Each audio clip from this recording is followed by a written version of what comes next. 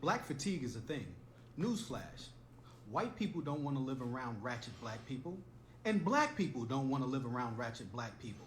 I mean, it's nothing like going to the Walmart on a Sunday morning and then you see the bonnet crew walk in. Loud, obnoxious, the kids are everywhere, in every aisle, unattended, and that's anywhere you go, no matter what. They're highly emotional, highly sensitive. You can't say nothing. You can't even smile and hold the door for them because they'll look at you like you're crazy. And always the victim of something.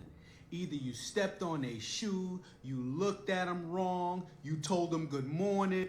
They're never happy, they're never satisfied. And you wonder why normal, good black people move out of the hood as soon as they start getting successful. I was one of those black people that said, man, if I made some money, I'm gonna stay here. I'm gonna buy up this, buy up that. I'm gonna support the community. As soon as I got my money, I got the fuck up out of there. Because they don't know how to appreciate good shit. And my suburban kids don't need to be dealing with that bullshit. Crab in a barrel mentality. Never take accountability for nothing. So yeah, black fatigue is a thing. And I'll tell you, a lot of people are fucking tired. They're tired of dealing with these kind of people on a daily basis. I mean, I get anxiety when I walk inside of a mall nowadays. I mean, because you got these YNs running around and they don't respect nothing. So I don't care what anybody says.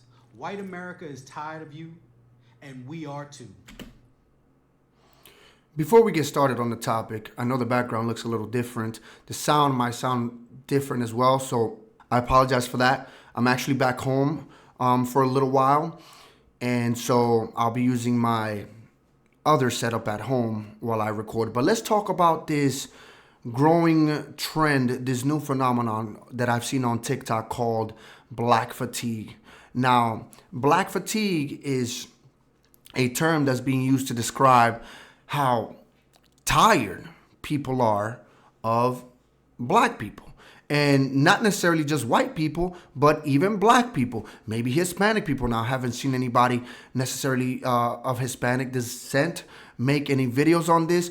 But I think that it's being mischaracterized. I don't necessarily want to call it black fatigue because although I've criticized the black community myself plenty of times, there are a lot of good people in the black community. Some of my best friends are black people, and they're amazing people, come from great families, have great values.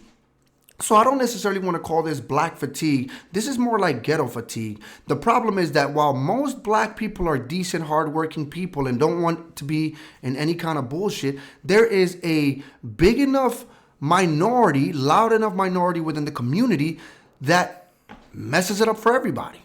And that's just the reality of it. There's no getting around that fact. Those are usually the loudest ones. Most black people go to work and they go home and they live normal lives. But then you got the ghetto black people. And I'm sorry just to say that the ghetto black people, there's ghetto of every kind. But usually what we see is black people acting out. So you see the ghetto black people ruining it for everybody, being loud, being obnoxious, kids everywhere, fighting on cruises, because even on vacation, they can't have a good time. And again, I'm not saying black people, I'm saying the ghetto people. But they can't have a good time. People don't want to be around them. Like, you see too many of you just got to get away. And it's kind of sad that it's come down to this. But I think there's also a problem within the community, because even within the community, like he said, you're not allowed to call it out. It's like they have a crab in a barrel mentality. If you are calling out the bullshit within the community, they tell you that you're an Uncle Tom, you're a sellout. If you are trying to be a good person and act within the boundaries of society that society has set, they'll say that you're acting white. And I don't think having manners is acting white. I don't think being a good, upstanding citizen is acting white. That's just acting like a good human being. And that's actually very demeaning, because you're attributing acting in a good way to being a quality of white people and not necessarily of anybody else. Which I think is that's racist as fuck and detrimental to the community and every other community, because you're attributing good manners and good behavior to white people, which is not the case. Black fatigue. This video might make you uncomfortable, but it needs to be made. There's a growing sentiment, most recently, of individuals who are proclaiming they do have black fatigue. And you don't have to be a non-black person to have black fatigue. What does that phrase actually mean? Essentially, black fatigue is a growing weariness of the actions of the quote unquote black community. But it goes deeper than that, because we are in 2025 now, and we are being judged based on the content of our character and not the color of our skin. But the interesting part is, the lie that's been sold to the black community in particular is that the color of our skin dictates the content of our character. That's why in the black community, sometimes you'll hear people say, oh, you are acting white, when they're talking to someone like myself who doesn't act the way most people would expect a conventional black person to act. In their minds, there is a correct way to act black.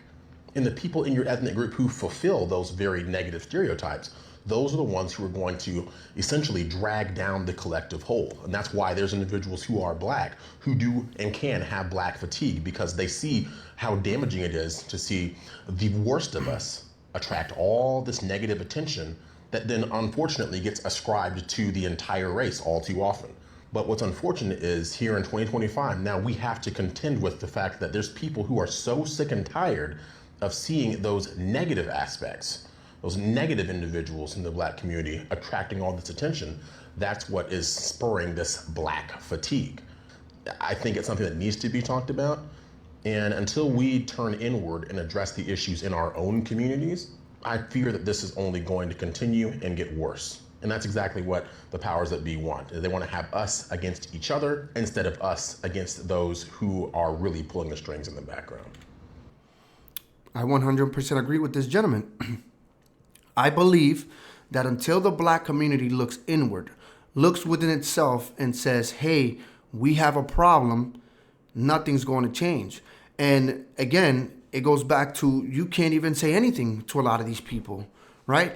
Because if you call it out, if you call out the bad behavior, you're automatically deemed a racist. I've seen a lot of people go online and say things like, well, this is black business, so you shouldn't be talking about black business. Well, I'm going to call it out if it affects me. It doesn't matter if it's black business. You guys should be calling it out anyways. That's the problem. You tell other people that they can't get within your community's problems, but you don't even get within your community's problems to fix it. That's the problem. Until the community realizes and accepts that there is a growing problem, there are people within the community that are just looking to harm the community and decide that they want to change, nothing's going to change. The problem's going to stay the same. Like I said, I don't have black fatigue. I have, like I said, I call it ghetto fatigue. And for me, what broke me was 2020. 2020 during the BLM riots, that broke me. Because, yes, while there were good protests out there, there were a lot of riots. A lot of black people were burning down their cities, their communities. For what reason? Burning down black-owned businesses, the same black-owned businesses they want you to patronize. These people were out there burning those buildings out, looting. How does that help your cause? It doesn't help the cause at all. And it's the reason why the support for BLM went down during 2020 after all of that stuff was going down. There was this gentleman, I can't remember his name, but it was an older black gentleman who had been retired. And he had opened up a shop. He had lived in the city his whole life. He opened up a shop there after retiring. And they looted his shop. They burned it down. And they killed him. A lot of black people were affected by this. Mostly black people. And so I said to myself, what the fuck is this? How can I possibly support something like this?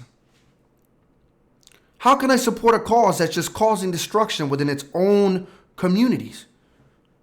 It's literally counterintuitive. And so that to me is what opened my eyes. And I said, man, fuck, I can't do this shit. I can't. And while I'm on the topic, if y'all so worried about being segregated from everybody else, what do you want? Because last time I checked, Y'all want y'all own everything. Y'all want black shows, black movies, black radio, black music, black neighborhoods, black churches, black grocery stores, black-owned restaurants where you got to pay $15 just to sit down at the table, and a 22% gratuity no matter how many people sitting at the table eating, no matter how good or bad the service was. Y'all want all black everything anyway, but then y'all want to cry about segregation. Make it make sense. What do you want? And if you don't want to be segregated, which ain't nobody segregating us, stupids, but if you really were fearful that people were trying to segregate themselves from us, at what point do you turn inward and say, well, you know, what are the reasons why people don't want to be around us? It can't just be because of the color of our skin or because our hair grows up and not down. It can't be the reason. Because most of y'all got wigs on anyway, so they can't even tell that our hair is kinky no more. So it can't be about that. Perhaps it could be about the fact that everywhere we go, we somewhere loud and obnoxious. It might be about the fact that our kids, no matter what school we send them to, our kids seem to be at the bottom of every single school we send them to. Our kids seem to be overrepresented in special education. Our kids seem to be overrepresented in suspensions and expulsions. Perhaps the issue is with the fact that 60-something% of our babies are born out of wedlock. Perhaps there's an issue with the black communities. You look around, you see more liquor stores and check cashing places than banks and grocery stores. And everybody seems to be okay with that because they keep on living there. Somebody's selling the drugs, somebody doing the drugs. I see crackheads and dope fiends all day long. And I also see the ones supplying and serving them. Let's be for real. Somebody's doing the shooting and the killing in the communities. Somebody's doing the making the babies and leaving them. Somebody's failing to teach their kids how to read. Somebody's failing to teach their kids how to articulate themselves, how to behave in public. We have some issues within our community that need to be worked out, but y'all would rather just blame white people for everything and be mad at white people for not wanting to be around us when we actually could straighten some things out ourselves. But y'all just gonna call me a coon and a whatever for trying to tell y'all what to do. And that's exactly why I tapped out. I ran a school, I created this whole school specifically for black kids in the hood, to take them out of the country, to show them something different, to expose them to a better world. And what they do, what did their parents do? Tear it up. So I tapped out. I don't even care no more. But me and my black child and my black child's black daddy are gonna figure it out. We're gonna get it right. Ain't nobody gonna subjugate us. Ain't nobody gonna feel the need to segregate themselves from us, because we are necessary, we are needed, we are appreciated, we are valued, and we are our authentic black selves the whole time. I couldn't have said it better myself. Now, we got a lot of things, a lot of racism going on in the world right now. Who's more racist, black people or white people? Black people. You know why? Because we hate black people too. Everything white people don't like about black people really don't like about black people. There's some shit going on with black people right now. It's like a civil war going on with black people. And there's two sides. It's black people and there's niggas. And niggas have got to go. You pretty much nailed it on the head. That's really where the separation comes in. You have your normal black people, and then you have your ninjas. And the ninjas are ruining it for everybody. Every time black people want to have a good time, ignorant ass niggas fuck it up. Can't do shit. Can't do shit without some ignorant ass niggas fucking it up. Can't do nothing. Can't keep a disco open more than 3 weeks. Grand opening, grand closing. Can't go to a movie the first week it come out. Why? Because niggas are shooting at the screen. What kind of ignorant shit is that? Hey, this is a good movie. This so good I gotta bust a cap in here. Hey, I love black people, but I hate niggas, boy. Oh.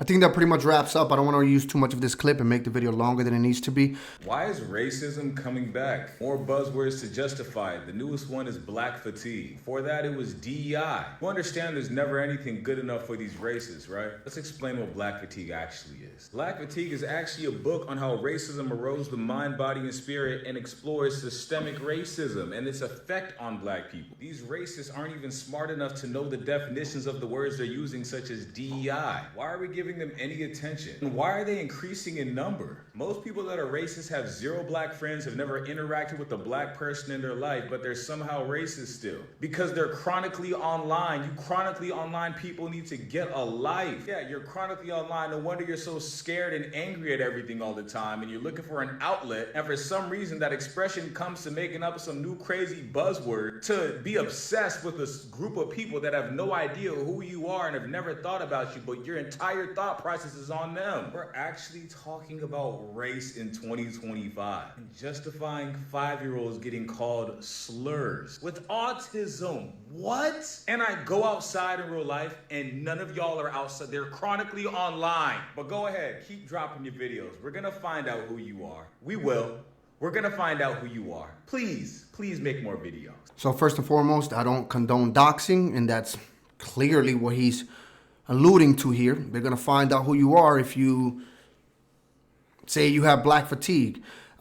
Second off, I guess this guy doesn't know that words and phrases can evolve and change over time. So while it might have meant something else, or it can still have that meaning, it can have another one. It's called a double meaning. So it can mean one thing and it can also mean another thing. So it's not even about being original. It's not even about being any of that. And again, this goes back to the point that I was making about how there are a lot of people like this who, yes, you're saying that people are chronically online, but what about the people that actually go through it? What about the people that see it? What about the people that live it? So all those black people who live in black communities who are making all these videos saying that they're tired of the ghetto-ness, of all the trash that's going on in your communities is somehow, and I don't want to say your communities because I've lived in black communities my whole life and I've seen it firsthand. I don't want to pretend like I come from fucking rainbows and I don't know. I'm from the fucking hood. I'm from the Bronx. I grew up in the Bronx my entire life. So I don't come from peaches and fucking cream. I saw this all the time. So yes, we have to stop pretending like there's not problems within our communities and like people don't see it. And he's talking about people justify. Nobody's justifying. Well, some people did justify calling a black kid the N-word, and which I think, it's wrong. That's wrong, right? You shouldn't do that to a kid. But there are a lot of people within the black community that are also justifying a kid stabbing another kid in the heart, simply based on race. And that's within your community. That's black people doing that. That literally donated $600,000 to Carmelo Anthony because he stabbed a kid in the heart, in the chest. You've got people within the black community justifying a man killing a cop who had nothing to do with what happened to his son. His son was shot by another cop because, first of all, the son stole a car, led them on a chase, and then pointed a gun at the cops. He was shot by the cops. What does his father do? He goes kill another cop that had nothing to do with it. And you guys, I've seen it in the TikTok comments, openly justifying this. Saying an eye for an eye, get it back with blood. Get it back in blood. So let's not pretend like there's not a problem in the black community that people are getting tired of. This is exactly what I'm talking about. And this is exactly what Chris Rock was talking about. That is the problem within the black community. But I'm going to leave it there, guys. You guys let me know what you think in the comments. Do you have black fatigue or ghetto fatigue? Or do you agree with this gentleman right here that I have on screen about it really being people that are terminally online? Let me know in the comments, and I will see you guys in the next video. Peace.